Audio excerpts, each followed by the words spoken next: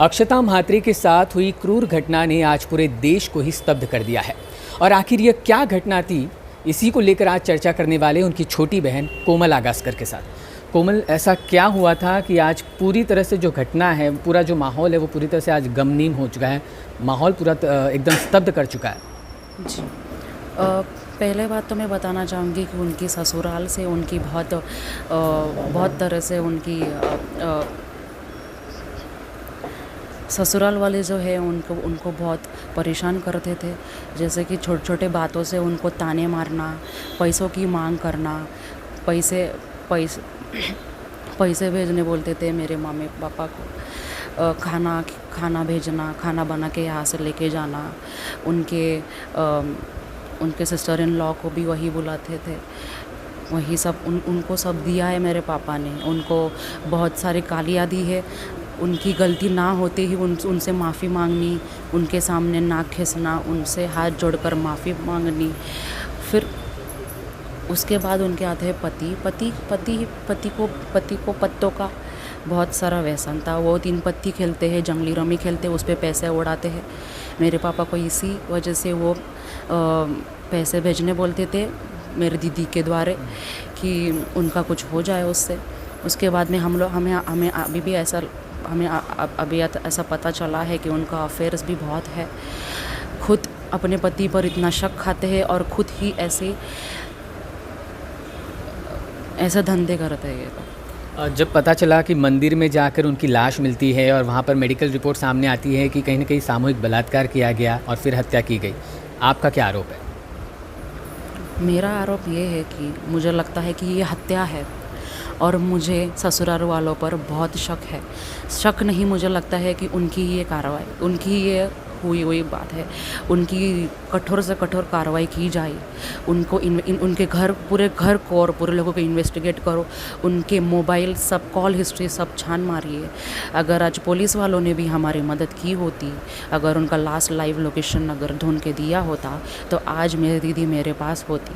ऐसा लग रहा है अब कि पुलिस वालों ने भी उनकी ही मदद की है, ससुराल वालों की। और उन्होंने मिसिंग कंप्लेंट करने के बाद भी उन्होंने कुछ ज़्यादा उसमें दम नहीं दिखाया है। हम ही यहाँ से जाते थे, पुलिस वालों से रिक्वेस्ट करते थे कि हमें बता दीजिए हमारी लड़की का कुछ पता चला है या फिर लास्ट लाइव लोकेशन का, तो वही हमें उल्टा जवाब देते थे कि नहीं प्रोसेस में है, ऐसा नहीं मिलता है, उनको टाइम लगता है।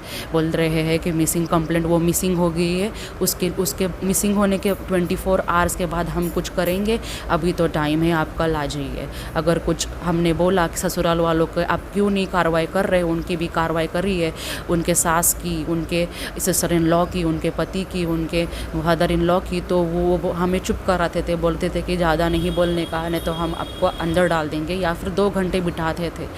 उन्होंने कुछ मदद नहीं की। पर मुझे तो लगता है कि इसमें ससुराल वालों का ही हाथ है, क्योंकि 6 साल तक वो सब झेल रही थी, चल रहा था, ठीक है।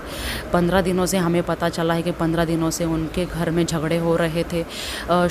शुक्रवार रात को उनका बहुत बड़ा झगड़ा हुआ होगा या फिर हुआ है, उनका झगड़ा हुआ है, उसमें कुछ इतनी बड़ी बात होगी, इसलिए मेरे दीदी ने वहाँ से निकलने का निर्णय लिया है। निकली हुई है वो भी नहीं पता। पुलिसों ने उनके पीछे ही मंदिर है, राम मंदिर, वहाँ पे वो हर रोज़ उनका जाना रहता है दर्शन लेने के लिए। हमें उसकी भी CCTV फुटेज हमें नहीं दिखाई गई है। हमने उसकी भी मांग की थी कि हमें CCTV फुटेज दिखा दीजिए, हमारी लड़की दिखी है, किसमें गई है, कि उसको कोई लेके गया है, उसके साथ कोई था, हमें देखनी है। उन्होंने नज़रअंदाज कर दिया। अब आपकी क्या मांग है? मेरी मांग यही है कि मेरे दीदी को न्याय मिला जाए। जो भी है ये गुनहगार, उन लोग की कठोर से कठोर उन्हें सज़ा, जैसे कि फांसी की सज़ा हो। और उसके बाद पुलिसों को भी तुम्हें बहुत बोलना चाहिए कि ऐसे उनकी दुर्लक्ष्य की वजह से आज हमारी दीदी है। अगर लोग पुलिस थाने में कंप्लेन नहीं, पुलिसों के पास नहीं जाएंगे तो किसके पास जाएंगे? अगर पुलिस ही अगर ऐसा करेंगे तो सामान्य मानुष किधर जाएगा? तो मेरी मांग यह है कि जो सही गुनहगार है, जिसने गुनाह किया है, उनको कठोर से कठोर सज़ा दी जाए। उनको फांसी की सज़ा तो होनी ही चाहिए, ये मेरी मांग है, और मेरी दीदी को न्याय मिले। यही मैं बताना चाहती हूँ। बहुत बहुत शुक्रिया हमसे बात करने के लिए। तो बेटी को न्याय मिले, बहन को न्याय मिले, ऐसा परिवार जो है, परिवार ने न्याय की गुहार जो है वह प्रशासन से लगाई है और प्रशासन आगे इस पूरे मामले को कैसे देखता है और किस तरह से पूरे मामले पर न्याय दिलाता है, ये तो आने वाला वक्त बताएगा।